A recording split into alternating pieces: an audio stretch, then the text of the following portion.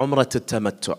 We said that inshallah, after we arrive to Medina, Al-Madinah Al-Munawwara, we finish our 2 to 3 day trip in Al-Madinah Al-Munawwara, then we will go to Masjid Al-Shajara. In Masjid Al-Shajara, we said we will have to do 3 things. After these 3 things, our Hajj will officially begin. But the first part of the Hajj will begin, Umrah al-Tamattu'. Because if you remember, we said there's 2 parts to Hajj.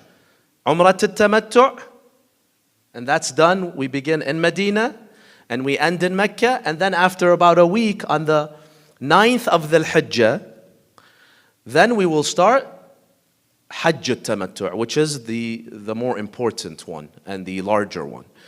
But together, both of them, Umrah al-Tamattu', Hajj al-Tamattu', we call both of them Hajj. So you can't do just Hajj al-Tamattu' without Umrah al-Tamattu'. Both of them together are Hajj. So we said you do your ghusl in the hotel, inshallah. The ghusl of the ihram, we said it's mustahab, مش wajib, but it's highly recommended. Once you come out of the shower, you put on the ihram ba'ad. Do not wear your clothing. Then you check out. We will go to Masjid al-Shajara. Masjid al-Shajara, we will go inside the masjid, in the middle, because there's a courtyard outside, and inside it, there's a masjid. So in the masjid, we do number 1, the niyyah. And I spoke about the niyyah. أحرم لعمرة التمتع حج التمتع حج الإسلام. If it's my wajib hajj. If it's mustahab hajj, استحبابا قربة إلى الله تعالى. I wear my ihram for عمرة التمتع of حج التمتع of حجة الإسلام قربة إلى الله تعالى. Then after my niyyah, I've already worn my ihram. What do? The talbiyah. You say لبيك اللهم لبيك لبيك لا شريك لك لبيك إن الحمد والنعمة لك والملك لا شريك لك لبيك. As soon as you finish, your Hajj starts. Now, once your Hajj starts, there are 25 acts that become haram. But you cannot do them.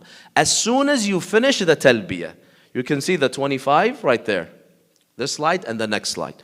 25 عمل هذه الأعمال سوف تكون محرمة على الحاج. وإن كنت أنا لا أزال في المدينة. From Medina, Masjid al-Shajara, they become haram. Why? Because my ihram has started. My Hajj has started in Medina. They become haram, these 25 acts, until I go to Mecca.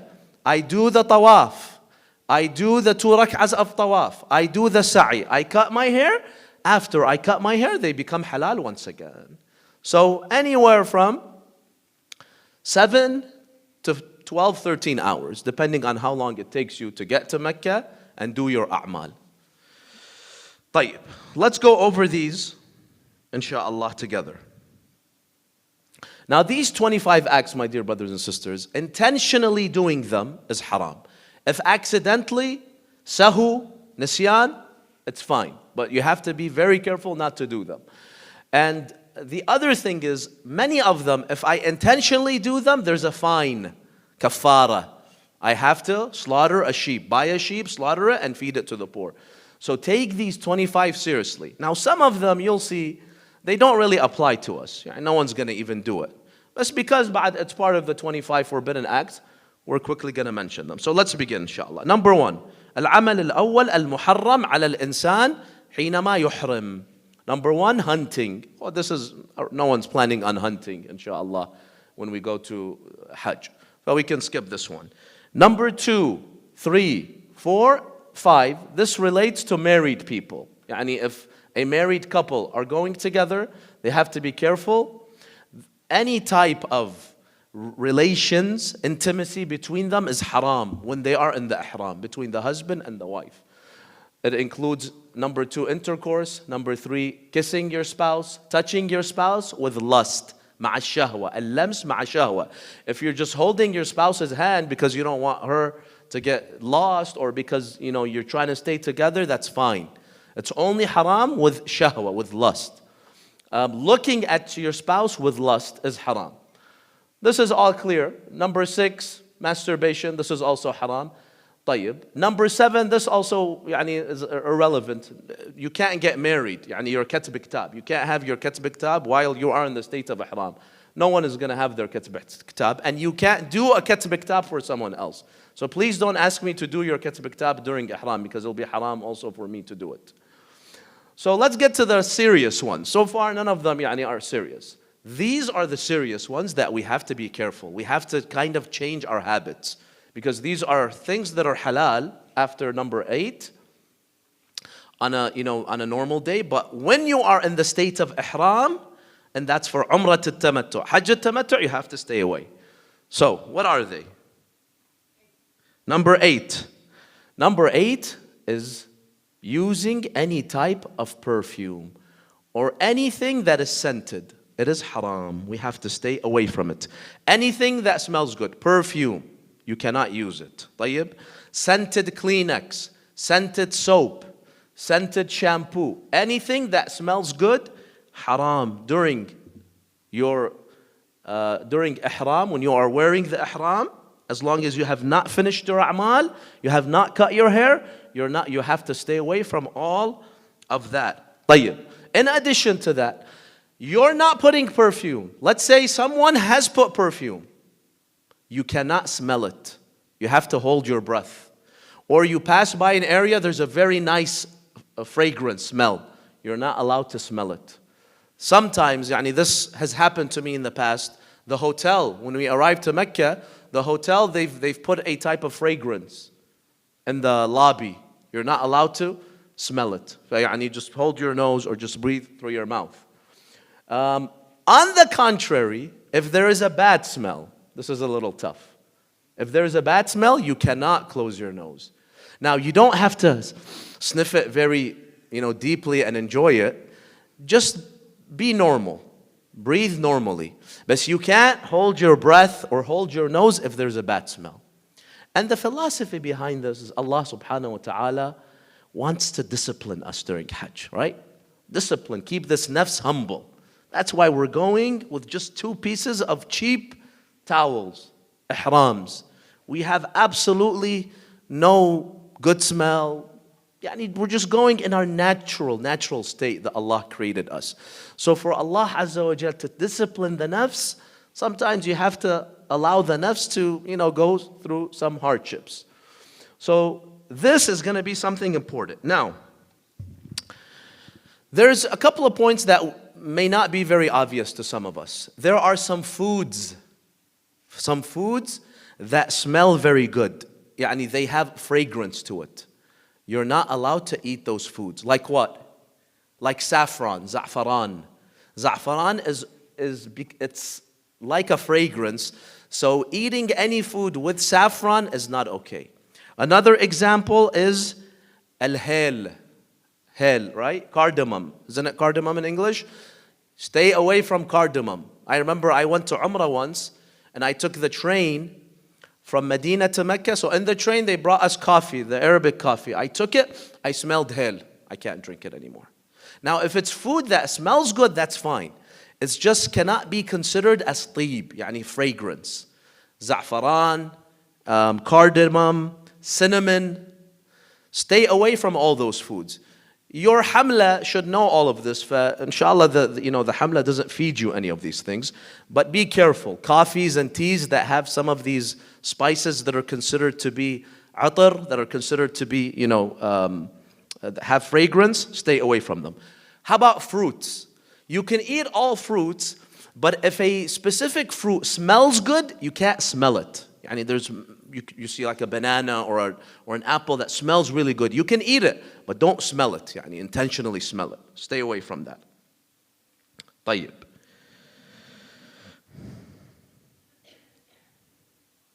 I would recommend, brothers and sisters, you can do this now. You can do this even when we arrive to Medina. Buy some unscented, fragrance-free toiletries. And you just need really 2. You just need unscented shampoo and unscented soap. Besides that, I don't think you really need much. But whatever you find unscented, that's fine. Now with deodorant, I'll get to it. Deodorant has to be unscented. But there's another issue with deodorant that I already addressed in the group. Another one of the muharramat is lotions. Lotions is its own category, so I'll get to that. So if you find unscented deodorant that's not a creamy lotion type, like a spray, let's say, a spray, then that would be okay. So take a small, and remember, you won't need it for the whole Hajj trip, only during Ihram. Umrah al-Tamattu', maximum 12 hours. Hajj al-Tamattu', about 2 days. Yani really 2.5 days. You're going to have to be careful of these muharramat. Not the whole trip. طيب, let's go to the next one. If there's any questions, you can raise your hand and ask. لا, go back, Ali, go back. The next one, يعني I meant number 10. عفوا, number 9. طيب. Number 9, نعم. القهوة ما في مانع. إذا كان في القهوة، إذا كان في هيل مثلا أو زعفران. إذا ما فيها هيل ما في مشكلة. الهيل والزعفران والدارسين السينمون، هذه الأمور يجتنبها الإنسان. بس القهوة والشاي الطبيعية ما فيها هالأمور، فما في مشكلة.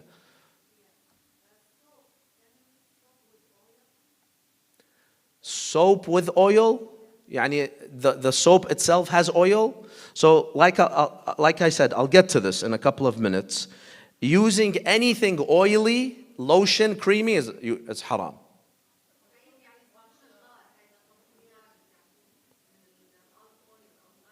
إذا oily ما بيجوز. ما بيجوز. Anything oily الدهان هذا راح يأتي. الدهان أصور في الصفحة اللي بعدها لا يجوز. بس هذا الصابون البار، هذا الصابون يعني القطعة الصابونية، هذا مش دهن وفي unscented بدون رائحة طيبة، يباع حتى هنا، يباع في الأسواق. في واحد يستعمل هذا. Yes. Toothpaste, same thing. You can use it as long as it's unscented. So search for unscented toothpaste. Yeah, everything. And by the way, in Medina, almost every store is going to sell these things because there's millions of people that come there, they look for the same stuff. Even the guy that sells kebab is going to sell you shampoo that's unscented because everyone is looking for these things. Even if you didn't take it with you, you're going to find it at every supermarket in Medina, even in Mecca, and at every pharmacy. So don't worry about this. Unless you have a special need for something weird, something that is rare. But these normal toiletries, they exist everywhere in Saudi Arabia. Someone from the brothers? Yeah, so for example, if it's a spray and it's unscented, you can use it. Is it oily? I mean, you have to make the judgment. If it's oily, creamy, you're not allowed. Lotion, no. Lotion, that's oily, that's creamy. طيب. Anything else? طيب. Let's go to number 9. So number 9, this is for men only. Sisters, you can chat. This is for men only. فقط للرجال. Men are not allowed to wear any clothing that is sewn. لبس المخيط. If you look at your clothing, everything we wear has stitches. It's sewn. But that's why our normal clothing, we can't wear it. The ihram that we wear, those 2 pieces, it's not sewn at all. So you cannot wear anything that is sewn. It's haram. You have to remove everything and just wear the 2 pieces of ihram. Now, like I said last time, there's 2 exceptions. The first exception is the belt that we men wear, and they sell it in Saudi Arabia everywhere. It's called al-himyan. It's a belt that, first of all, it holds your ihram tightly, and second of all, it has pockets. So this is something that everyone will need. They sell it everywhere in Medina. You can buy it from there. It's going to be stitched. That's fine. It's going to be sewn. This is okay. ما في أي مشكلة. The second thing is your slippers. So we're going to get to this. You can't wear shoes. You have to wear slippers that expose your feet, most of your feet. If there were stitches, if the slippers were sewn, makhit, that's fine. This is only for the men. For the women, this doesn't apply. Now, what about buttons? You'll see some people in their ihrams, because you're wearing your ihram like this, so it keeps on falling, or you want to put it on from one side to the other. it keeps on falling. So some people, they put buttons or they buy it with buttons. According to our ulama, most of them, brothers and sisters, almost all of them, in the Shia madhab, haram. You cannot do that. You'll see some hujjaj doing that, but these follow other madhahib. No buttons. What about knots? Tying the two pieces of ihram in knots. Al-uqdah. According to the majority of ulama, no, you're not allowed to tie it either. طيب. Now what you can do, one second, what you can do is you can use pins. You know those pins, the small pins? But I wouldn't recommend that. Khalas, just leave it naturally on your back, and it's just 2.5 days. It's not the end of the world. Yes. Women have to cover the feet all the time. This is a part of hijab.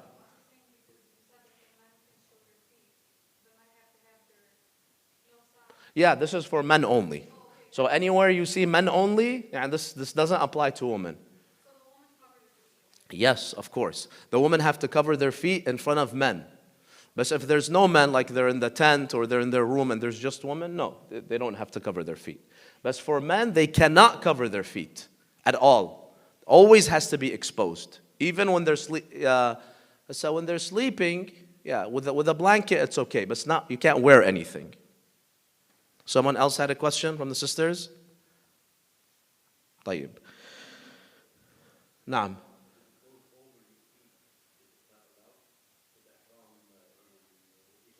نعم. The second piece? No, it has to cover the feet. Yeah, أكيد. يعني you just, Google it, you see how it looks.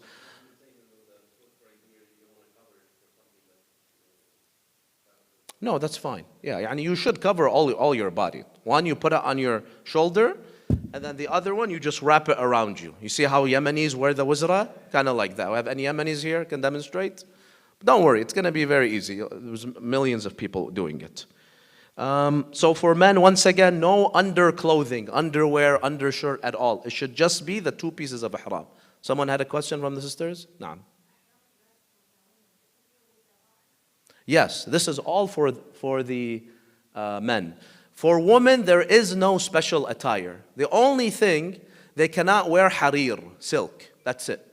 They can wear, yes, it's recommended they keep their clothing very basic, white, مثلا, like a jalbab, like a abaya or something like that. That's white. But these are all recommendations. So for women, there isn't a special attire that they have to wear. It's only for men. نعم.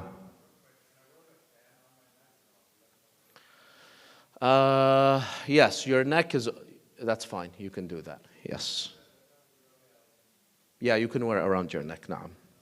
طيب. And if someone violates from the men this law, يعني I wear مثلا I forgot, I kept my underwear on, I kept my undershirt on, or whatever, for each piece that is sewn, you have to pay a kafara.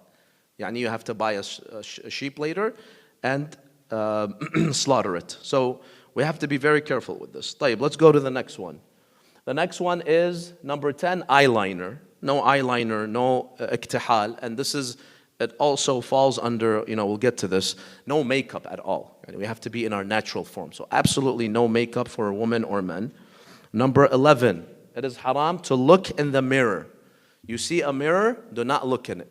Now, this is only if you're looking at yourself. If you're at an angle looking at the mirror and it's showing you something else, that's fine. Is that clear? So looking at the mirror to see yourself, يعني your hair, how you look, right? Remember, you're supposed to stay away from the looks and from anything that has to do with the dunya. Now, if you want to look in the mirror because you don't, if there's something hurting you, you want to see if you have an injury, is there blood, that's okay. But looking in the mirror to see how you look, to fix your hair, to fix your beard, to fix anything, this is not okay. So stay away from mirrors in general. Now selfies are okay. يعني, if you look in your phone and it's the front camera, that's fine. There's nothing wrong with that. No, it's considered a phone. No, because the hadith directly says a mirror. Doesn't matter, ba'd. We go by the hadith of Ahlul Bayt. Yani we can't be holier than thou. If it was haram, because remember, it's This is not your reflection. This is just a device generating an image of you. It's not my reflection. So it's completely different. Yes, it's this, like you said, it's the same idea, but this is not how Islamic law works. You cannot compare same ideas. It's something completely different. Khalas. The Imam said, looking at a mirror. This is not a mirror. It has nothing to do with a mirror, and it's not your reflection either. So yes, I wouldn't recommend it, but it's not. We can't come out and say it's haram. Let's go to the next. No, wait. Number 12. This is only for men. So we talked about this already. Wearing socks, haram. Shoes, haram. The feet have to be exposed. So that's why you wear slippers that expose your feet. Flip-flops or any type of shoe that exposes most of your feet. And they sell all these types in Saudi Arabia, but they might not be very comfortable. So this is something I would recommend. If you would like, try to get something good and comfortable from here. You can wear like Crocs as long as a big portion of the front of the top of your feet is exposed, or flip-flops or whatever. But if you didn't, they do sell all sorts of kinds and types in Saudi Arabia.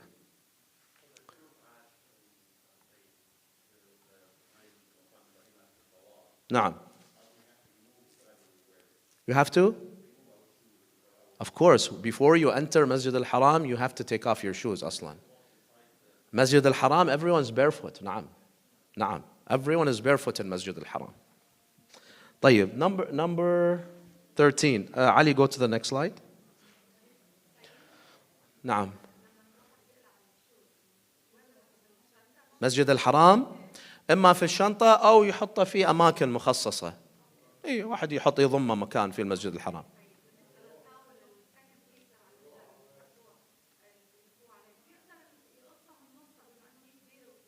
أي مش أفضل، لا، هو السايز اللي عامليه هو السايز الصحيح. في واحد ياخذ أصغر يقصه، بس في قصة.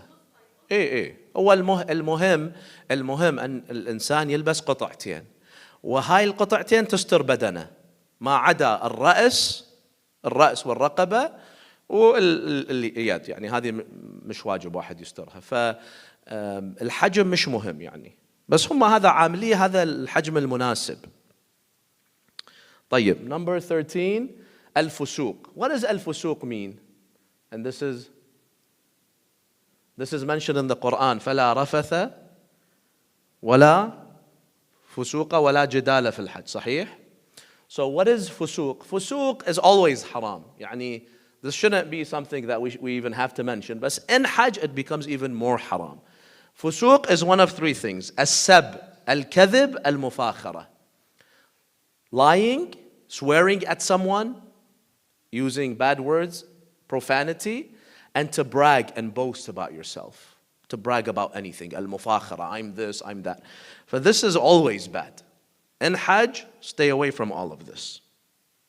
Now you might say, who's gonna swear in Hajj? Trust me, you're gonna find a lot of people, unfortunately, swearing, because sometimes your patience gets tested in Hajj. You will get squeezed by other people. I've seen people fist fight in Hajj, and by the Kaaba, because someone pushes you, and you think it's intentional, but he was pushed by someone else, and that someone else was pushed, like it's a chain reaction. So you look at that person, hey, what's wrong with you? انتبه على حالك. He might say something back, you might throw a bad word. If you do that, you have to pay kafara now. So you have to be very, very patient, and khalas, whatever happens to you, thammal. I've seen people fight over the elevator. Fist fighting, wallahi. Fist fighting over the elevator. I've seen people fighting over the food. Someone comes to the hamla late, the good food has finished in the buffet. He goes and starts a fight with the chef, with the hamla leader. I paid you, where's my kebab, where's my laham mashwi, where's this, where's that? You might find it silly, but unfortunately, there are people in Hajj that do create problems, and they just complain at everything. So in this trip, brothers and sisters, lower your expectations. Your room wasn't the best.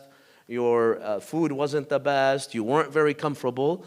You can, in a respectful way, complain, but just be as polite as you can, because we are in the state of ihram and it's a very holy state to be in. طيب. Number 14, swearing in Allah subhanahu wa ta'ala. In Arabic, you'll see they call it al-jidal. Al-jidal, and when we speak about the muharramat of ihram, doesn't mean the normal jidal of Arabic, which means arguing. Jidal means al-hilf, al-qasam, al-yamin. So swearing in Allah subhanahu wa ta'ala is haram, according to majority of ulama. Now, there's two types of swearing. There's two types of yamin, qasam. One type, the ulama, they say it's where you are informing, al-ikhbar. You say, Wallahi, I did this. Wallahi, I did that. Wallahi, I didn't do this. Wallahi, I saw this. Wallahi. You are using the hilf and you're informing about something. This one is haram. There's another hilf, it's not recommended, but it's not haram. They call it yaminul aqd. Yaminul aqd. This is when you swear that you're going to do or won't do something. Wallahi, I'm going to do something. Wallahi, I'm not coming. Wallahi, I will go. This is, you're not informing of something in the past that happened, right? You are initiating something, and you will do something or you won't do something. This is not haram. But just to decomplicate it, just stay away from saying wallah. And some of us, we've made it a habit. Every sentence, wallah, wallah, wallah, wallah. And Hajj, this is going to be one of the most challenging things that I have seen, because it's such a ingrained habit that we say, wallah, I did this, wallah, I didn't sleep last night, wallah, the food was this. Stay away from saying wallah, because it's haram according to most ulama. Even if your marji' may give you some more leeway, it's not recommended. So this is something you have to practice from before going to Hajj. And not just wallah, any type of swearing in Allah subhanahu wa ta'ala. يعني for example, لا مش مثلا والرحمن, you know. So احنا, we don't really use this, but during the times of the Imams, والذي فلق الحب وبرأ النسمة. All of this is haram. There's other types of hilf that we use in some sacred things. Also stay away from that. Wahyat Allah, of course. Wahyat al-Nabi. Wahyat al-Kaaba. Right? Stay away from every type of hilf. And by the way, this is at all times, brothers and sisters. It's good to stay away from hilf. Using wallah, wallah, in your normal sentences is highly unrecommended. Only use the name of Allah, something serious. Aslan, during the times of the Imams, they would only do hilf if it's something very, you're taken to court. Ihlif, you didn't steal this. Ihlif, you know what I mean? Mish, wallahi, the kebab didn't taste good. Wallah, the store was closed. Saying wallah about shopping, about food, about sleeping, about these, very petty things. This is not a good habit all the time. And there's a verse in the Quran where Allah subhanahu wa ta'ala alludes to this. Allah subhanahu wa ta'ala says, وَلَا تَجْعَلُوا اللَّهَ عُرْضَةً لِأَيْمَانِكُمْ. One of the tafsirs, don't use Allah subhanahu wa ta'ala for all your ayman, for all your oaths. Wallah, wallah, wallah. Because it's like you're taking the word wallah lightly. And this is what many of us do. We use it way too much. There's a hadith from Imam al-Sadiq where he says, لَا تَحْلِفُوا بِاللَّهِ صَادِقِينَ وَلَا كَاذِبِينَ. So stay away. فَإِنَّ اللَّهَ عَزَّ وَجَلَّ يَقُولُ وَلَا تَجْعَلُوا اللَّهَ عُرْضَةً لِأَيْمَانِكُمْ. Even if you're honest, you're saying, Wallahi, I saw this, stay away from it unless it's necessary. Now, there are consequences for saying wallah. If you say wallah, brothers and sisters, 3 times, and we are assuming you're informing of something and you were truthful, you weren't lying, al-hilf sadiqan. If you say it 3 times, you're going to have to pay a kafara. You have 1 strike, 2 strikes. Saying it even once, according to many ulama, is haram. But if you say it 3 times, not only is that haram, now you're going to have to slaughter a sheep.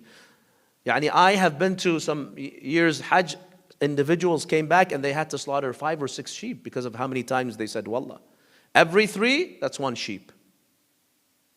But you do the math. So we have to really work on this. Now, As-Sayyid al-Sistani, specifically, he's more lenient with his law.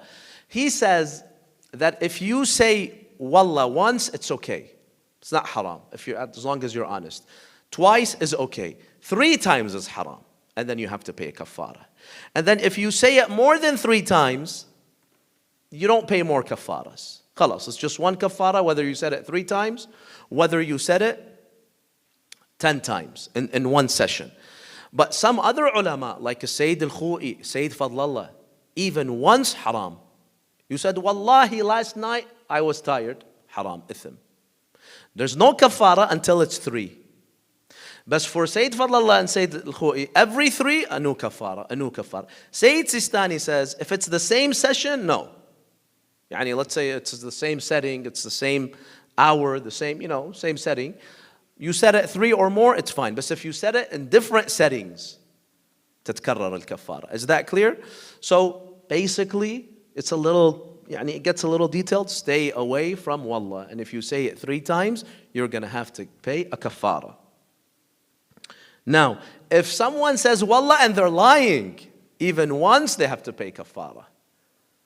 If I'm honest, Allah tells me, Allah has said one slipped. The second one may slip, the third one, تدفع كفارة.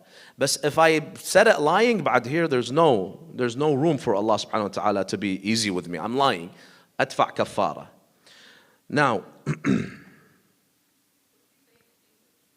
same thing. If you say it in English, for example, you say by God, by Allah. Any type of swearing in God is haram. 3 times in kafara, 1 time to 2 times, even according to many ulama. So stay away from saying wallah.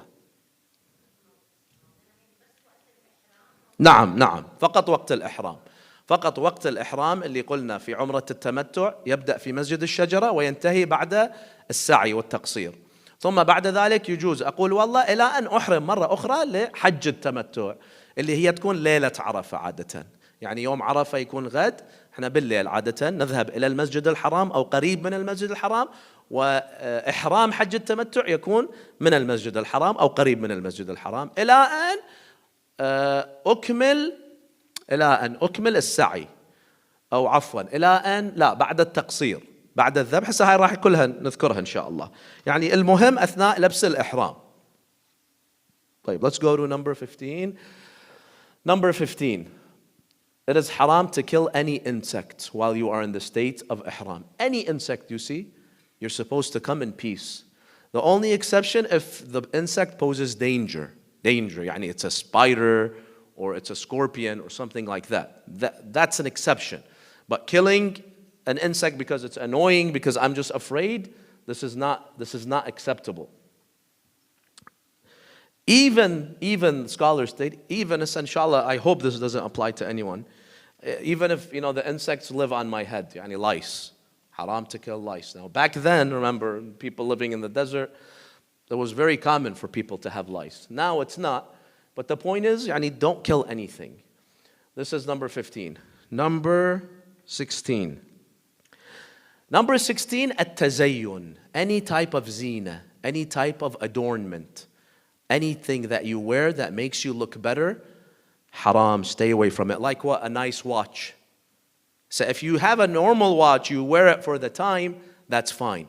But if it's a nice watch, that you wear it because of its looks, you have to take that off. Makeup, of course, haram. All types of jewelry, haram, take it off.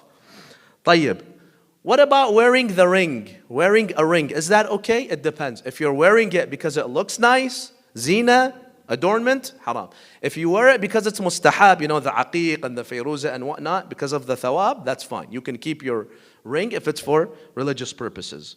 Fancy clothing that makes you have to wear plain. For men, it's the 2 pieces of ihram. For women, very plain. There should not be anything you're wearing that has any fashion element to it. Glasses, if it's prescription glasses, fine. But if it's sunglasses that looks nice, makes me look better, no. You can wear basic sunglasses if it's for the sun, and this is for men, because for women they're not allowed to wear sunglasses. I'll get to this in a couple of minutes. So this is number 16. Number 17, applying lotion. We talked about this. Any type of lotion, anything oily, haram, stay away. So that's why no deodorant if it's oily, if it's creamy. Now, if I have to use any type of ointment or cream for medical purposes, that's different. Anything for medical purposes and it can't wait and you have to apply it while you're in the state of ihram, that's fine because these are, necessary treatment that you're taking. But for, just for beautification or because it makes my skin softer or whatever, stay away from all of that. Next one, number 18, shaving, haram. Shaving for men, haram. And not just shaving, but removing any hair, plucking your hair, trimming your hair, shaving your hair, all of that is haram. And if someone, sometimes we play with our hair and then you see a piece of hair, stay away from that. So do not cause any of your hair to fall. If it falls by itself, that's fine. But don't do anything that will cause your hair to fall. You're allowed to take a shower, but be gentle. Remember, as long as you're not using scented shampoo, be gentle with your hair so that no hair falls. Now, if there's a hadith that says, if a man, places his hand on his beard, and then he sees a piece of hair or more, here you have to give sadaqah, a handful amount of food, the hadith says. Handful amount of food. Mathalan, rice, dates, wheat, flour, whatever. Let's say if you want to mention equivalence, just a couple of dollars. It's not a big deal. But try not to touch your hair as much as you can. This is number 18. Number 19. Number 19, this only applies to men. Covering the head, haram. Your head has to be all exposed. No hats. You see in Saudi Arabia, they wear the ghutra, right? That white piece of scarf. This is haram. Your head has to be uncovered. No hat, like the imama. I'm not allowed to wear the imama. You have to, your ears cannot be covered. Your hair, your head and your ears. So this is for men. Immersing your head in water, like in a pool. This is also haram. You can take a shower. That's not immersing. That's fine. And once again, the reason behind that is, just be in your natural state. Because a lot of people, it's going to be hot during the day and, you might want a hat or something like that. You're not allowed to wear a hat or anything like that. So keep your head uncovered. Now, another thing that some ulama state, I'll get to you one second. You cannot cover your ear. Someone calls you or you want to call someone.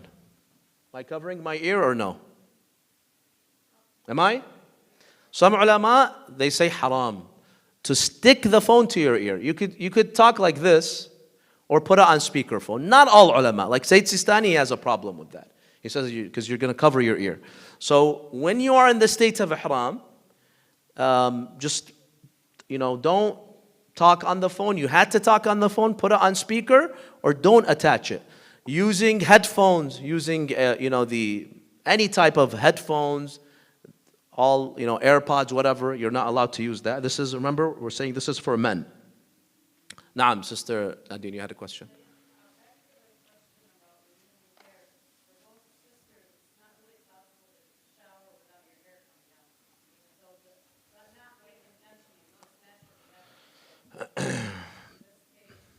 If it's not intentional and you are as gentle as you can be, it's okay. So just don't cause any hair to fall down. Now remember, in Umrah al-Tamattu' you're not going to shower because it's only, like I said, 8 to 12 hours. Shower before it. Where you may need to is the two days of Hajj al-Tamattu'. So you probably just need one, maximum 2 showers. Worst case is said, don't shower for 2 days. It's not the end of the world. Or even if you shower, you don't have to wash your head, right? But if you couldn't live without it, you can shower. Just be as gentle as you can. طيب. So number 19, we said this is for men only. The head cannot be covered. Number 20 is for women. It's completely the opposite. Women have to cover their head and hair, but they can't cover their face. Anything that covers the face of the woman is haram during the state of ihram. So, for example, face mask. Face mask. Unless I have a medical condition, like it's a necessity, no face masks. Now, face mask may also be not okay for men. Why? A man is allowed to cover his face. But there's two problems with the mask when it comes to the man. First is that piece that goes around your ear. It's covering part of your ear, right? Naam? Stitches, is it stitched? Yeah, and stitches, that's another problem. And the other issue is the mask, it prevents you from smelling outside odors. So if there's a bad smell, like I've seen explicitly Sayyid Sistani says, if you had to wear a mask, you had no, or for men you are allowed to, you can cover your face, but if there's a bad smell, you have to remove the mask. So this is Sayyid Sistani. So in general, masks are going to be problematic unless you have a medical condition that might be okay. للمرأة أكيد لا. للمرأة 100% لا. للرجل قلت نفس الكمامة ما فيها مشكلة، وإنما إذا تكون يعني فيها خيط، المخيط ما يجوز. هاي المنطقة اللي أطراف الأذن قد يعني يشكل من هالناحية، من ناحية أنه الكمامة تمنع من الروائح الكريهة الإنسان ما يشمها، وهذا قد يكون مشكل. فللنساء أكيد لا، للرجل أهون، بس أيضا الأفضل أن يترك ذلك. نعم. Yeah, if it's not covering the face, that's fine. So a woman can wear a hat, technically. Yes, that's fine. Now, there is a hadith from Imam al-Baqir alayhi salam where he saw a woman covering her face. But she was covering her face because of the sun. Yani the scorching sun, right? So the Imam told her, expose your face. And the reason he told her, the hadith says, لِيَتَغَيَّرْ لَوْنُكِ. Yani let your skin feel the burn of the sun. And you remember, it's like a trip you're trying to discipline. We're always surrounding ourselves with our lotions and sunscreens and never want the sun to touch us. During Hajj, for Allah Azza wa Jal, تحمل شوية, be patient. So it would probably not be recommended, but it's not haram. For men it's haram because they can't cover the head. It's not about the shade. It's about covering the head. For women, as long as the face is exposed, they can wear a hat. There's no problem with that. طيب. Number 21, and this is also for men only. This is important. Traveling while you are under a shade. Traveling, moving while you're under a shade is haram. They call it in Arabic التضليل. Meaning, يعني if I am moving from point A to B, نعم, in a car or walking. Let's talk about both. If I'm walking, you're going to have to walk, especially in Umrah al-Tamattu', probably not. We try to do it all at night. But in Hajj al-Tamattu', the day of Arafah, right? Sometimes you're going to have to walk, like from Arafah to Muzdalifah. Or the day of Eid, when we have to go and stone the shaitan. Many times you have to walk for like 2 hours. The sun starts annoying you. Can you use an umbrella? No. You'll see a lot of Hujjaj using an umbrella. This is for men only, not for women. They use the umbrella not from the rain, but from the sun. Because remember, this year, the average temperature during the day is going to be between 100 and 110. So the scorching sun, you cannot use an umbrella. This is tadlil. You're using a shade. The other problem is when you're traveling on a car. So no shade, which means during the day, Asan, you're not allowed to use any vehicle unless it's a convertible vehicle. And there are, unfortunately, no convertible vehicles there. Because this is a hukum that only the Shia follow. So because the mainstream Muslim Sunnis, this is not haram for them, they don't care about convertible cars. If it was controlled by Shia, they would bring a bunch of convertible cars and trucks. And you will see, I used to see this before, some buses that were convertible. Only the Shia, this is a Shia group that's using it, right? Because you're not allowed to sit in a vehicle if there is a roof on top of you. Now, This, according to the majority of ulama, only applies during the day, tadlil. At night, there's no sun, that's fine. So when we go from Medina to Mecca, that's why we always go at night. Why? There's no sun, we can ride in the bus. Now there are some ulama, they say even at night it's haram. Like a Sayyid al-Khu'i. Whoever follows a Sayyid al-Khu'i, you're going to have to just pay a kafara. Because there's no way to get from Medina to Mecca. Or to get from your hotel for Hajj al-Tamattu' to Arafat, there are no convertible. In the past, the authorities were a little lenient. I've personally done this in the past for ihtiyat. Even at night, we used to go on top of the bus. You know, they have those baskets for the bags, and we would just go and hang on those. Not from Medina to Mecca. That's too dangerous because it's like, we said almost 300 miles. But from your hotel to Arafat, it's like a 20-minute ride, 30-minute ride. The bus goes slow. But recently, they've become very strict. No one will allow you to do that. So you're just going to have to, if you follow Sayyid al-Khu'i, 2 kafaras. One for Umrat al-Tamattu', one for Hajj al-Tamattu'. Sayyid al-Sistani, Sayyid Fadlallah, Sayyid Khan, all of them, they say this is all for men. At night, it's okay to ride in a closed car, in a closed bus. Unless it rains. If it rains, you have to stop. And alhamdulillah, it barely ever rains in Saudi Arabia. So you don't have to worry about this. Yes, for each ihram. يعني عمرة التمتع one kafara, Hajj التمتع one kafara. This is if you follow Sayyid al-Khu'i. If you follow Sayyid al-Sistani, no. If you only travel at night, and that's fine.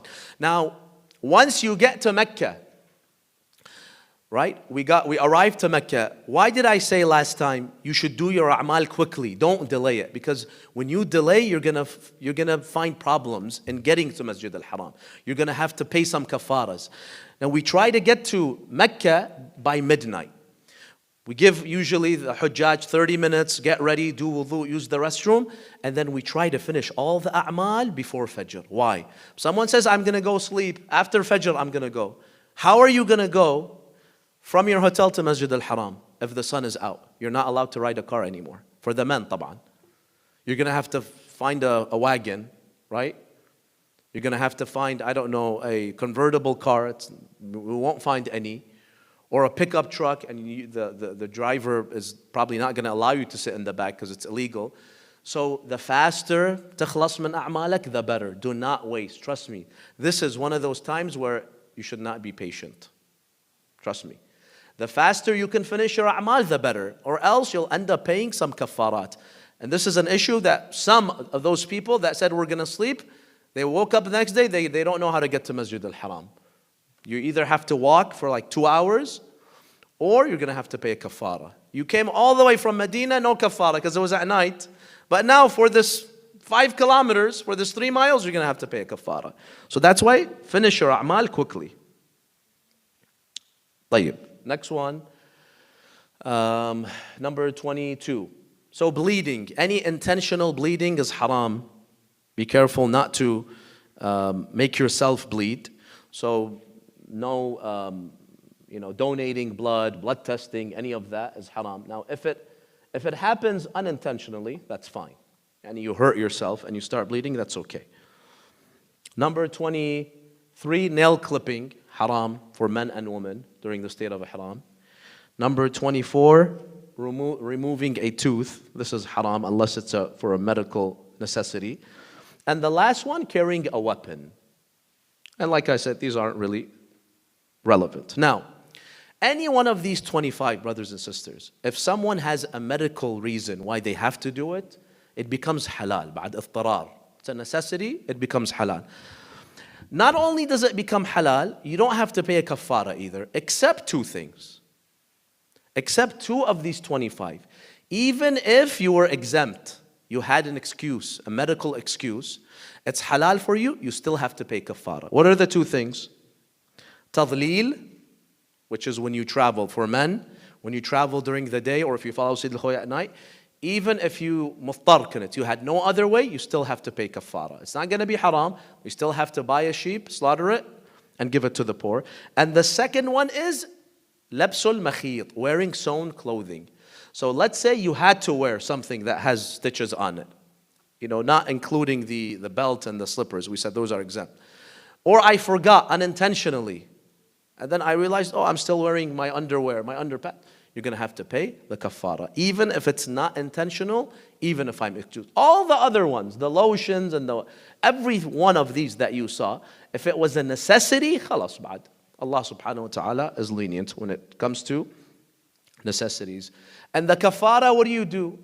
The kafara anywhere in the world, in Lebanon, in Iraq, in Iran, here, just have someone buy a sheep, slaughter it in your name, kafara, and give it to the poor. Very basic, very simple. No. Usually you take care of it after you come back. Naam.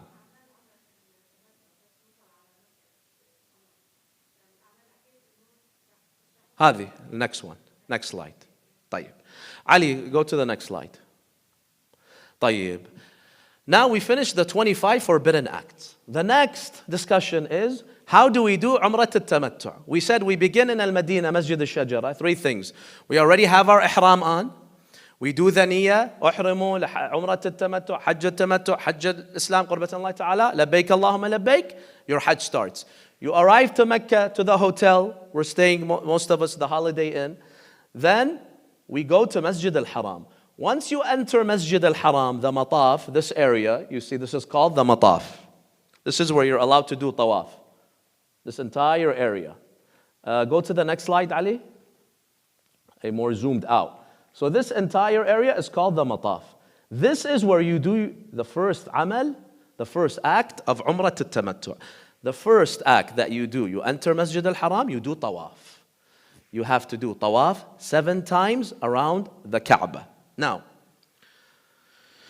go to the next slide, Ali. Next slide. Next slide. We'll come back to these. So, the first thing, brothers and sisters, is the niyyah. The niyyah of doing tawaf is right here. أطوف حول البيت 7 أشواط لعمرة التمتع حج التمتع حج الإسلام قربة الله تعالى. Or I, in English, it's called circumambulate. So it's hard to even pronounce it. So don't even try. I do tawaf around the Kaaba 7 times for Umrah al-Tamattu'. Hajj al-Tamattu', Hajj al-Islam, qurbatan ila Allah ta'ala. طيب, there are 11 conditions, brothers and sisters. 11 شرط أعزائي. هذا جدا جدا جدا مهم. وكثير من الناس يشتبه في هذه الأمور 11. 11 conditions you have to keep in mind when you're doing your tawaf. Number 1, you start your tawaf and end your tawaf by al-Hajar al-Aswad, the black stone. Ali, go back to that slide that has the drawing of the Kaaba. This one. So this is an illustration of the Kaaba. This is al-Hajar al-Aswad, the black stone. It's right here. You see this line? So if you have like a round area, mataf, this line is where the tawaf begins and ends. And you will see a line on the ground. It used to be black. I think now they've made it green and they've put a light. Because everyone is trying to find where the perpendicular or the line that is next to, because when you're far from the Kaaba, you can't see where the Hajar al-Aswad is. So they've put a line from al-Hajar al-Aswad all the way until the end of the mataf. So once that line begins, this is where your tawaf begins. You cannot begin tawaf here, here, here, here. Yes, if you want to start, don't come and try to enter, because it's a cycle, right? You're going to have to enter with people without disrupting them. So you can't just, come and disrupt the people's tawafs. So you slowly enter. So don't come and enter from here, because you're going to miss it. So you can enter from here. Don't do your niyyah. Once you're situated where you are, do your tawaf, do your niyyah like in this area. And then once you pass this is when, the tawaf started. You do 7. 1, 2, 3, until you reach 7. So this is number 1. الطواف يبدأ وينتهي عند الحجر الأسود. And that's where you do your niyyah. Number 1. Number 2, when you do the tawaf, the Kaaba has to be on your left.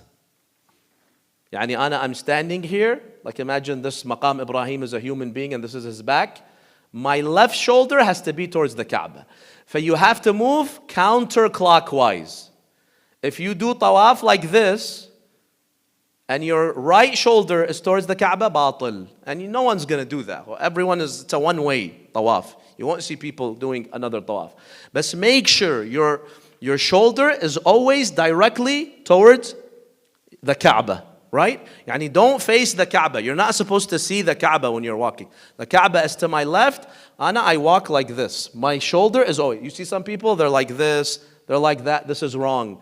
Make sure your shoulder is always towards the Kaaba, your left shoulder. Someone raise his hand? طيب.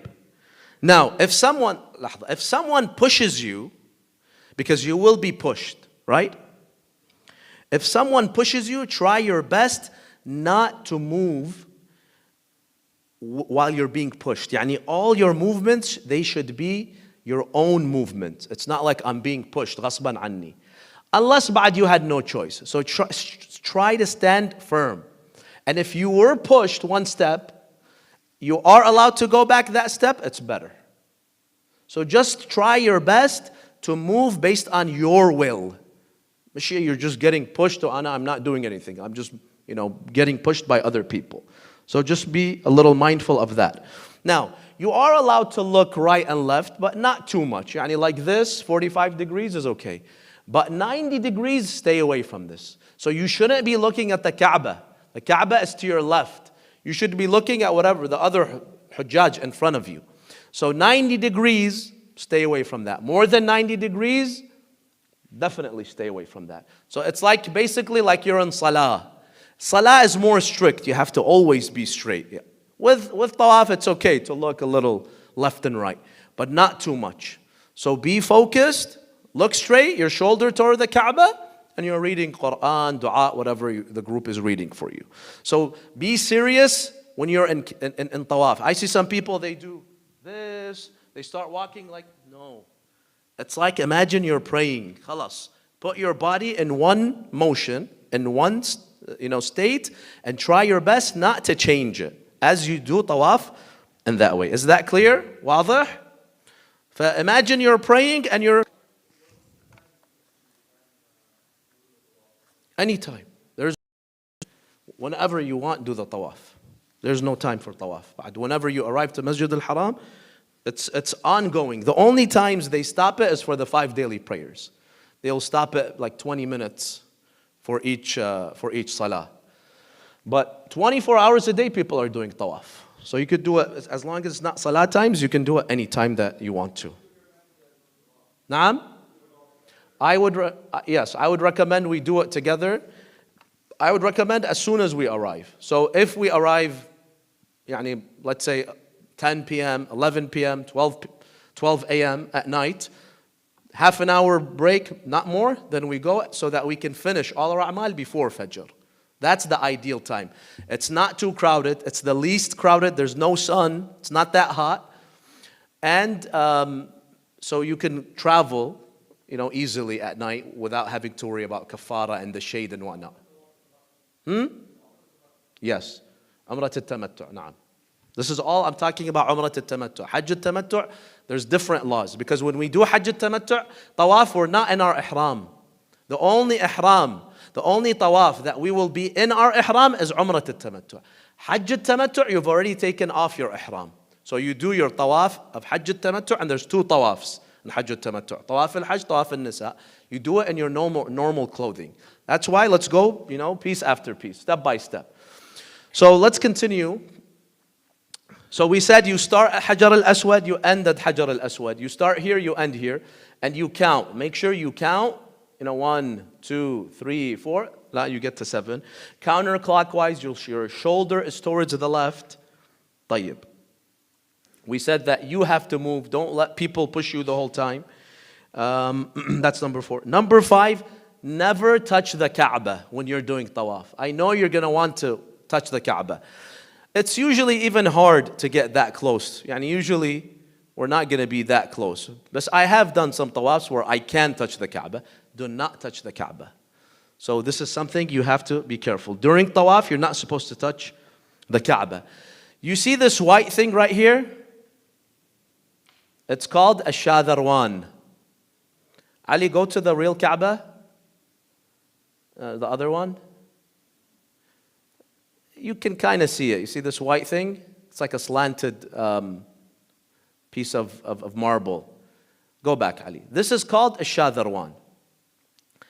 Make sure if you were able to get close to that Kaaba, you do not walk on this. If you walk on that, you invalidate your whole tawaf. الطواف كله يبطل إذا الإنسان مشى على هذا أو إذا لمس الكعبة. Do not touch the Kaaba. This is number 5. Number 6, try your best, and we will do this as a group. Your tawaf, try to do it between the Kaaba and this Maqam Ibrahim, يعني in this area. Go to the real Kaaba, Ali. See this one, Maqam Ibrahim? Right there. Sorry, those that are looking on that one, it's right there. So we're going to try to do our tawaf in this area. Yani we can go outside, we can do it right there. But first of all, it'll take way too long. Because you see, the closer you get, the smaller it is. So that will be way too long. And most ulama say, al-ahwat, out of precaution, try your best to do it in this area. Yani between the Kaaba and Maqam Ibrahim. Not outside Maqam Ibrahim unless it was way too crowded.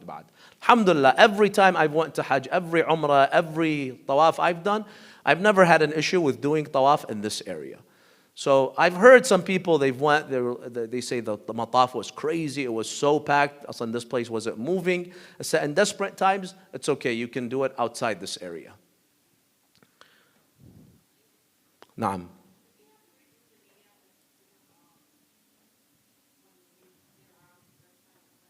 No, it's just one niyyah when you start. Khalas. If you have to leave, يعني cut your tawaf.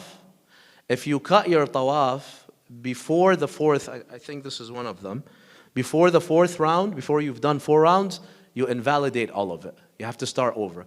If you cut your tawaf after the 4th round, because you had to use the bathroom for whatever reason, يعني an excuse, you can continue from where you left off. I'll get to this, I think, if you wait a minute. طيب.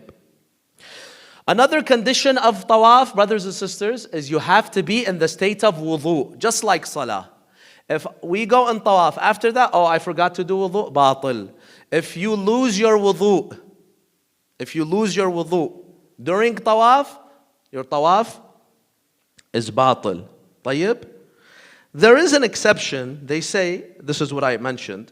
Now, if you lose your wudu before finishing 4 rounds, and this is the Hajar al-Aswad, I did 1, 2, 3, 4. After the 4th, I lost my wudu. But you know how you passed, you passed gas, whatever. Here, your tawaf is not batil. You have to stop right away as soon as you lose your wudu. Don't walk a single extra step counting it as tawaf. Khalas, when you lost your wudu, this happens every year. Every year this happens. That's why I'm focusing on this. So wherever you left off, memorize where you left off. Yani, am I by here? Am I by, there's 4 corners by Hijr Ismail. So memorize where you were. Go out. There are places to do wudu. Do your wudu and you can come back and continue. But make sure, some people, the problem is, they're embarrassed to say, I lost my wudu, I passed gas. But that, by being embarrassed and not speaking and telling, you ruined your Hajj. It's better than to save your Hajj. Just tell me, tell the Hamla leader. Or even if you don't want to tell anyone, say, Ana, I have to stay behind. But don't feel ashamed, Wallah, Ana, in the middle, I pass gas, and I don't want anyone to know, I'm just going to stay silent. No, you're wasting your Hajj. You came, all that money you're throwing it in the ocean. Take your tawaf seriously, brothers and sisters. Please, please, please. Do not make excuses. There's easy solutions as long as you speak out, as long as you do something to fix it. Don't wait until you go back to the hotel, or else you're going to have to go back to Masjid al-Haram. You're going to have to redo the tawaf. You're going to have to redo the 2 rak'ats and probably redo the sa'i as well. Naam, who had a question here?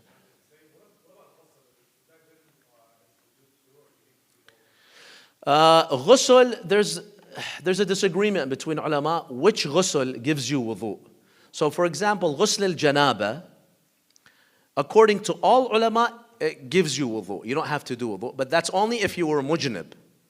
You can't just do ghusl janaba, because you feel like doing it. If you're in the state of janaba, mujnib, or for sisters, ghusl al-hayd also, the ghusl after the period, that gives wudu.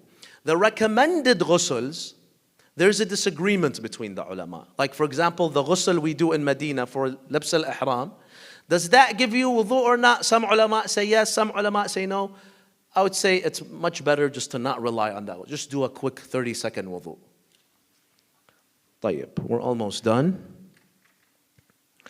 So this was number 7. Number 8, the 8th condition. So the 7th condition was you have to be in the state of wudu. The 8th condition, go to the next slide, Ali. Next slide. Next slide. Yeah, so these are the conditions here. So the 8th condition of tawaf, there cannot be najasa on your body or ihram. Just like salah. Just like salah. So if I am bleeding, stop. Tahir, purify, continue.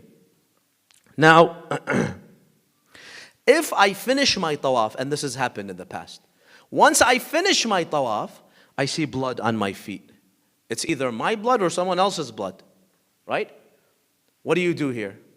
You don't do anything. Khalas, you're okay. Just go tahir, purify your feet, and continue. You don't have to redo your tawaf if you found out after you finish the tawaf. Now the problem is if during your tawaf you see blood. You see blood on your feet. You're bleeding or someone next to you is bleeding and it got on your ihram. It got on your clothing, on your feet, on your hand, anywhere. What do you do here? Sayyid al-Sistani is the easiest here. He says, don't do anything. Kammil. Kammil, finish, and then go purify. As-Sayyid al-Khou'i, the same thing that we said about wudu. He says if it's after the 4th round, right? You can leave, go, purify your wherever the blood is, come back and finish where you left off. Yani you did 4, you did 4.5, 5, iqta', go, tahir, come back and just finish the 2 that are left. But if it's before the 4th round and you haven't done 4 complete rounds, khalas, you have to redo your whole tawaf. If you see the blood during the tawaf. Sayyid Fadlallah is the most difficult here. He's the most strict when it comes to this. He says, yaqta'. You have, if any time you see blood, even if you're 1 feet before the finish line.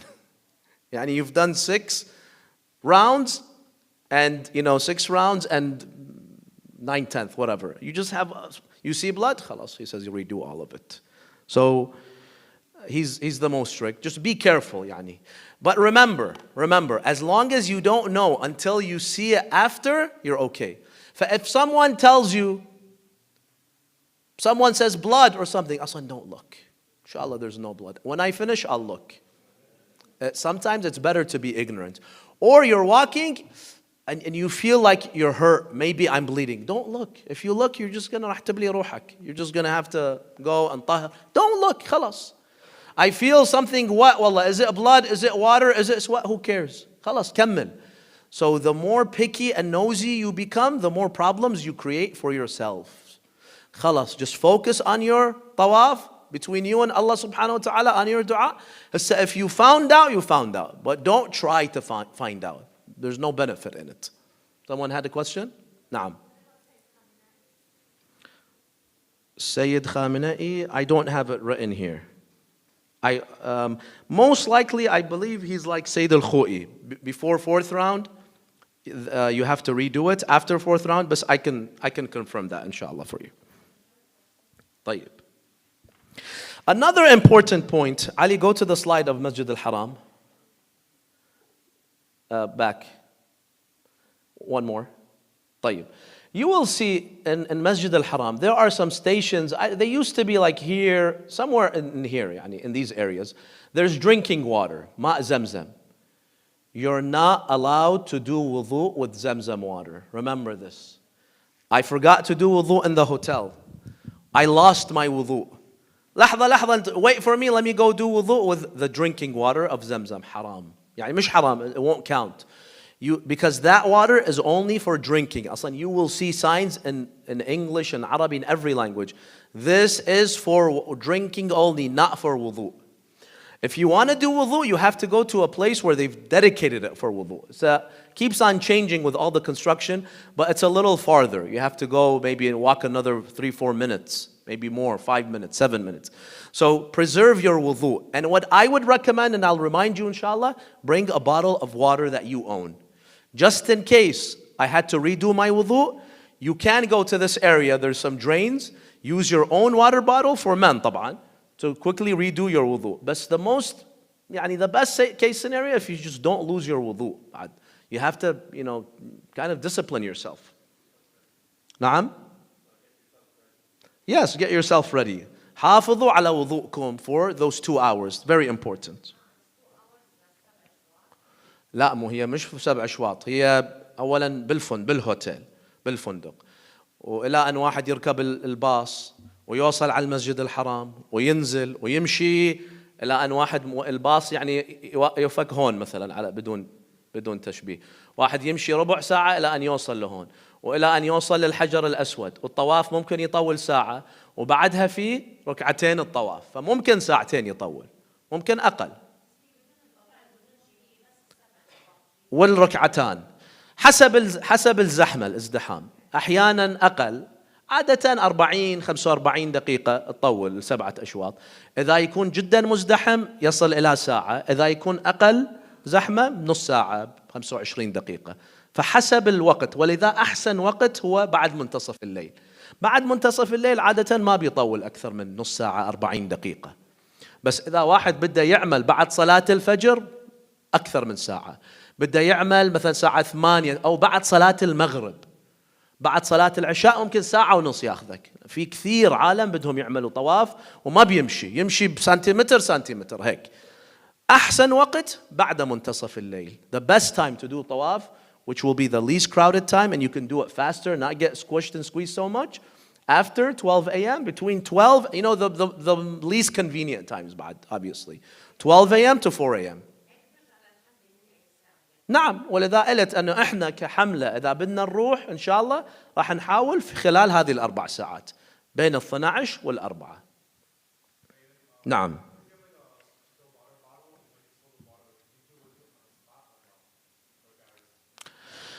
in the مطاف Islamically you can, but practically you're going to get everybody what? Because remember, you're squeezed. You're not going to have room. If you're just doing wudu, a lot of people are going to complain. You're going to get yourself in trouble. So no, that's not a good idea. You're in the middle of the tawaf and you're trying to do wudu there. No, you have to leave, go to some area where there's more room and do it there. طيب, the other mas'ala, I don't know, what did we reach? Number 10. You see right now in this picture, they're not doing tawaf. You see that? You can tell. They're all facing the Kaaba. What are they doing? عم يصلوا هون. Now, if you do it with us as a group, we'll make sure this doesn't happen. But let's say it happened. You started your tawaf 15 minutes before Fajr. Or you're not going to finish it. And once it's Fajr, they force people to stop their tawaf. They force you to sit. يقف الطواف. The tawaf will stand.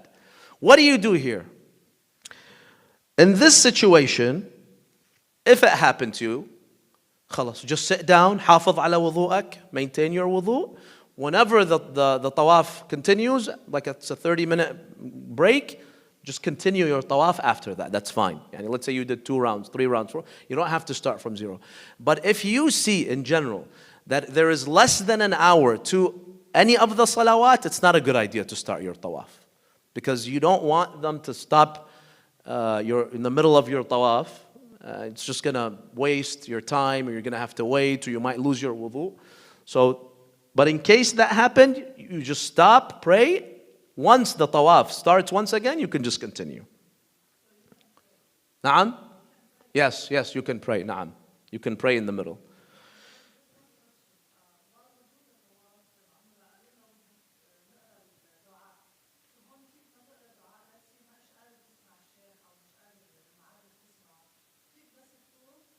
نعم. قراءة الدعاء, reciting dua أثناء الطواف is not wajib. It's mustahab. There's so much du'as. If there are books that have, inshallah, the books, we'll also pass out some books. There's apps.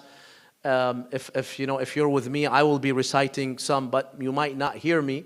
So either have your book or an app or something, بس مش واجب. This is all mustahab, recommended. You can just do tasbih of Allah Azza wa, read Quran, or just stay silent. It's not wajib to recite anything. The dhikrs of tawaf are all mustahab. They're all recommended. طيب, there's two mas'alas and we'll finish tawaf. Ali, go to that slide that has this one. طيب. There's a problem that some people may face. What if you have doubt? You were keeping track of the numbers, all of a sudden shakkit. Like in salah, you have shak, doubt, am I in third rak'ah, fourth rak'ah? Is it my fifth round or my sixth round? If you develop doubt, shak, then what do? If you doubt while you're in tawaf, your tawaf is batil. If you have doubt after you finish, خلصت الطواف, then I'm like, لحظة, أنا طفت 6 لو 7 لو 10 لو 20. الإنسان ما بيهتم. خلاص, don't worry about your shak, your doubt. So that's why if you're with the hamla, بعد خلاص, we'll keep track of it. But if you're doing it by yourself, you and your spouse, you and a friend, you have to keep track of it somehow. Take a counter with you, a piece of paper or something, or just remember very well. Because if you doubt, خلاص, you don't know, your whole tawaf بيبطل. You have to start over and redo it. And the last mas'ala. Ali, go to the picture of the Kaaba. I'll tell you which one. The real picture, not the illustration. Ali. نمت. Back. More. Okay. طيب, you see this area is the normal mataf. Now, you see that area? There are like maybe 10 steps here. This floor, it's not really the second floor. It's just a little higher. People do tawaf there also. Usually wheelchair, old people, they don't want to it'll take you forever because it's so big, right? But are you allowed to do tawaf there? Yes. This level, this is a recent picture I got from the internet because you can tell from how it looks. This is a recent picture. So this area, you are allowed to do tawaf there. طيب. What about this area, the second floor? This area, the ulama differ. Some maraji' say you're allowed. Some maraji', like Sayyid Sistani, says you're not allowed. Why? Because their general law is when you're standing, your body cannot be higher than the Kaaba. And you see where the Kaaba, let's say the Kaaba is مثلا 30 feet high. So you have to be, less than 30 feet. And this level is more, most likely. And it keeps on changing because they keep on reconstructing. But this one, I think, is higher. So stay away from the higher levels. Hella for mustahab tawaf, remember, we finished Umrah al-Tamattu'. We have 1 week, 5 days. You want to do recommended tawafs, you can do them over here. You can even do it there. But for your wajib tawafs, even if your marji' says you can do it there, stay away. لأنه خلاف الاحتياط. You're doing something that is more difficult because it'll take you. If you do tawaf on that level, you're probably altogether maybe like 3 miles or something like that, 2-3 miles of walking. So it will take you way too long. And there's even a higher level. Go to the next picture, the previous one, Ali. So see, this one is that first level I talked about. That's the second level, and this is the roof. People do tawaf there. I don't know how long that will take. And I think there's even, I don't know how recent this is, there might even be now one more story. Do the tawaf on the main floor. Stick to the main floor, and remember, between Maqam Ibrahim and the Kaaba. This is the quickest, the easiest, and Islamically, from an ihtiyat perspective, it will satisfy every marja'. So this is the best thing for you to do. Any questions?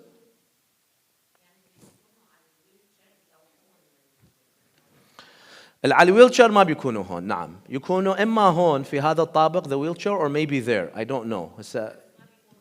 لا ما بيكونوا بهذا المطاف الأساسي. You will not see wheelchair people here. Wheelchair people are there or here, and it's halal, by the way. You can do it with a wheelchair even if there's nothing wrong with you. You're just tired, you don't feel like it. As long as you do it in this level, you have to pay someone, or if you you have your own wheelchair. It's not recommended, but it is okay to do it with the wheelchair. That's fine. It's not in this level. Any question? Naam.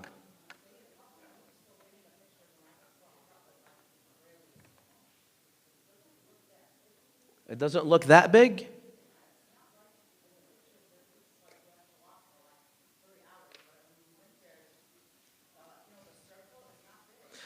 صح. That's maybe because you did the tawaf close to the Kaaba. Close to the Kaaba, it's quick. But imagine you do tawaf here. That's not quick. That'll take you... Exactly. So the farther you get from the Kaaba, the longer it will take you. So don't do tawaf in these areas.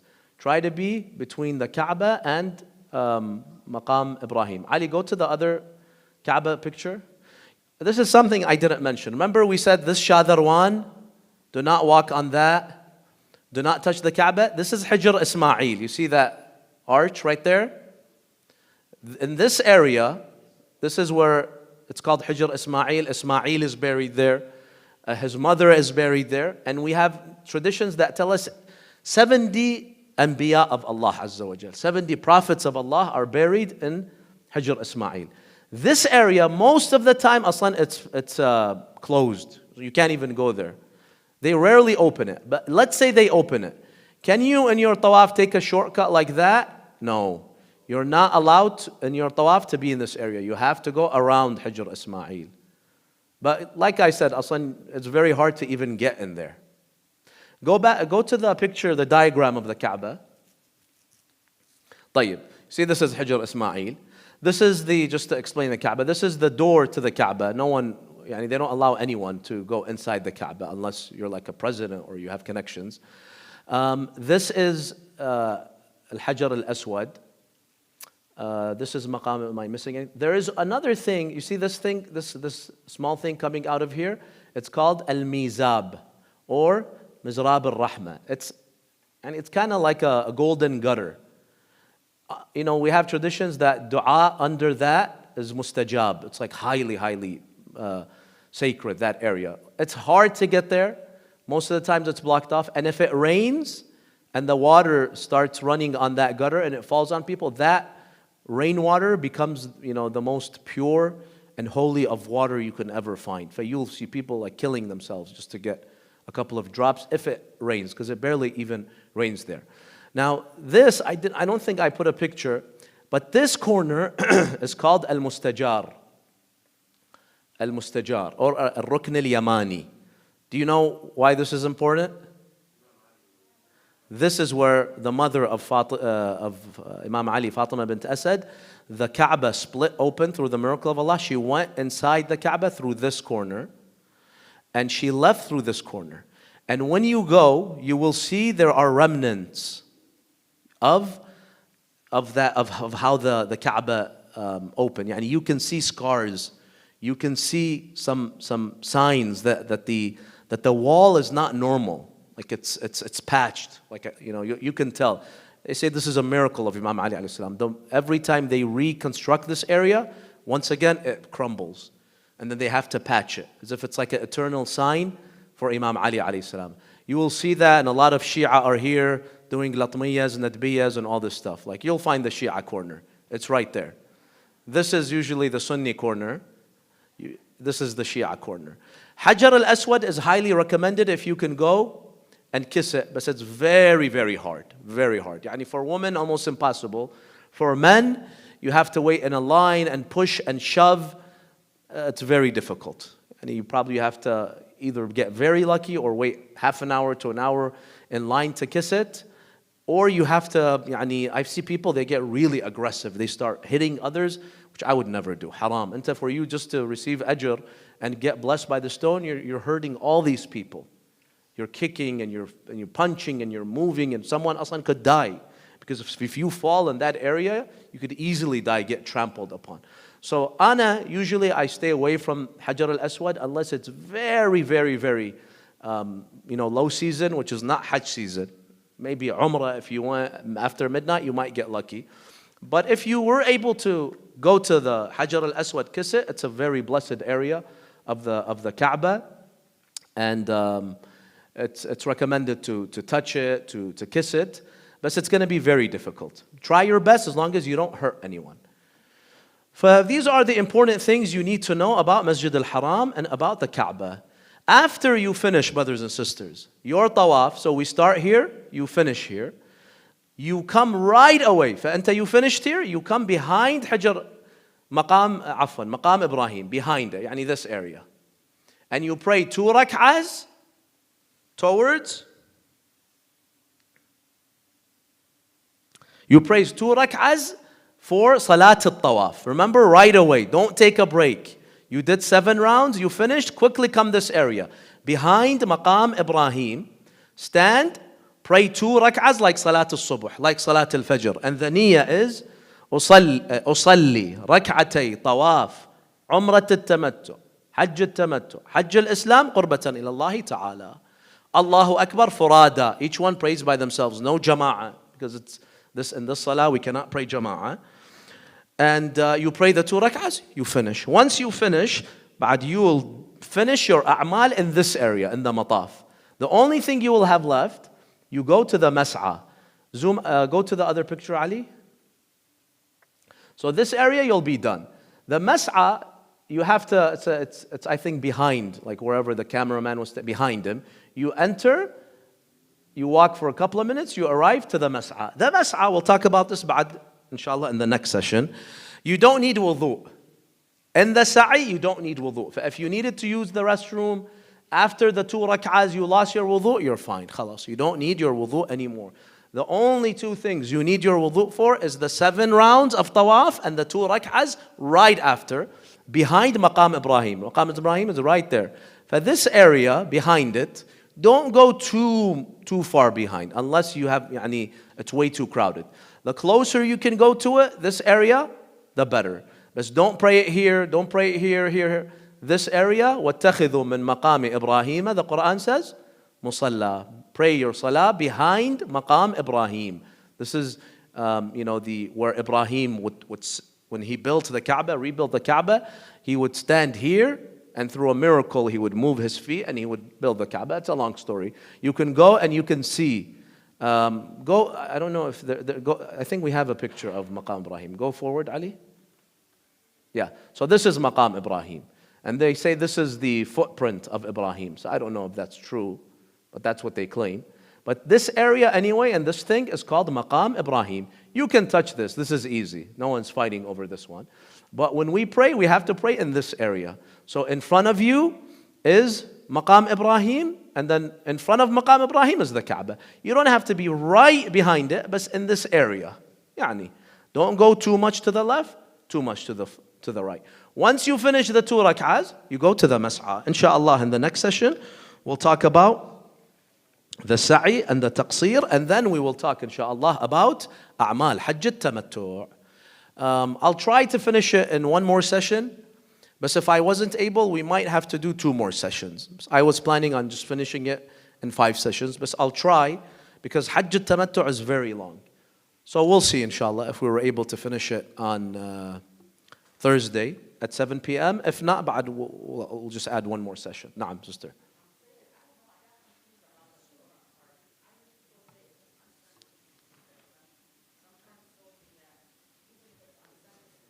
Yes, because one of the things that you're not allowed to use is creams and lotions and potions and anything oily. If your deodorant is kind of like, oily, then you can't use it. For most of them, the white type, it's like the solid white, you can't use that. Even the invisible one, that's oily, creamy, it's oily. The only one that you may be able to use if you find unscented and it's in the spray format, that would be okay. I don't know if it exists, but if you can use that. Unscented and it's not oily, creamy, you can use it. Now, someone else had it. Same as Salat al-Subh. Allahu Akbar, Surah Al-Hamd, another surah, Ruku', 2 sujuds, you stand up, Hamd, another surah, Ruku', 2 sujuds, Tashahhud, Taslim. Exactly like Salat al-Subh. Won't take you more than 2 minutes. Naam. شو هو؟ للركعتين؟ لا، لازم الإنسان يكون علي, can you turn on the slide? Go to the picture of Masjid al-Haram. this one. وين مقام إبراهيم؟ هذا. فلازم هالمنطقة الإنسان يصلي، مش بالضبط، ما له علاقة بالباب الكعبة، باب الكعبة ما لها علاقة. مقام إبراهيم، خلف مقام إبراهيم. Go to the bigger picture علي of the مسجد الحرام. شوفوا هذا مقام إبراهيم، لازم بهالمنطقة واحد يصلي، هذه والقبلة بعد هاي الكعبة أمامه. ما دام بهاي المنطقة يعني 6-7 أمتار العرض، في هاي المنطقة الإنسان يصلي هناك. No, it doesn't have to be right يعني a straight line behind مقام إبراهيم. As long as it's in that area. Like I said يعني 10-15 feet is fine. In that area behind مقام إبراهيم, you pray in that area. نعم.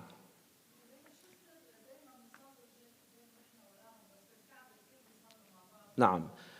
في مسجد الحرام المكان الوحيد في العالم اللي ما مستثنى قضية أن الرجل لابد أن يصلي أمام المرأة. المكان الوحيد اللي لا، مش واحد عن المرأة عن يمينه عن شماله أمامه عم تصلي، كله جائز. نعم، رجال ونساء يصلون مع بعض. في المسجد الحرام هذا الحكم مستثنى. كل المساجد الأخرى لازم الرجل يصلي أمام المرأة، ودائما منفصلين الرجال عن النساء. مسجد الحرام الرجال مع الميكست، هاي تشوفون هالصور، هاي رجال ونساء خبط، هيك من أيام النبي كان هيك. نعم، يعني قد يقال هكذا فلسفة أن يوم القيامة حينما نحشر كذا أنه ما في رجال هون ونساء هون.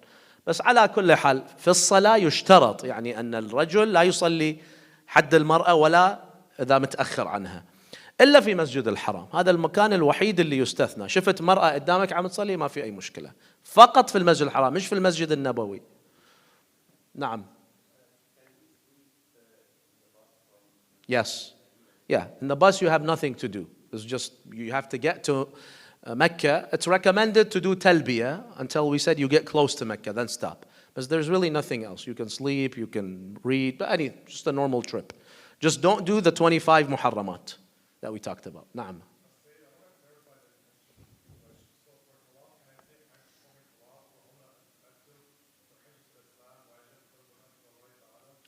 عمرة التمتع, حج التمتع, حج الإسلام. Yes. Why do we say حج التمتع even though this is Umrah? Because you're doing, this Umrah is part of your حج التمتع, the greater حج التمتع. Because there's different types of Hajj. There's حج التمتع, there's حج الإفراد. حج الإفراد is for people who live close to Mecca or أهل Mecca. They don't do حج التمتع, they do حج الإفراد. So when you say I'm doing عمرة التمتع of حج التمتع يعني مش حج الإفراد. So you just say it like this: I do Tawaf, 3 things. عمرة التمتع, حج التمتع, حج الإسلام. When you do the Tawaf of حج التمتع after 1 week, you just say أطوف طواف لحج التمتع حج الإسلام. بعد it's just 2 things. Any other questions؟ في سؤال قبل أن الظاهر أذن. طيب, thank you so much brothers and sisters. Inshallah, Thursday at 7 we will see you hopefully for the last session, and we will go, we'll speak about the sa'i, and then we will talk about Hajj al-Tamattu', which is the most important a'mal of Hajj. Thank you so much. Assalamu alaikum wa rahmatullah. Sallu ala Muhammad wa ali Muhammad.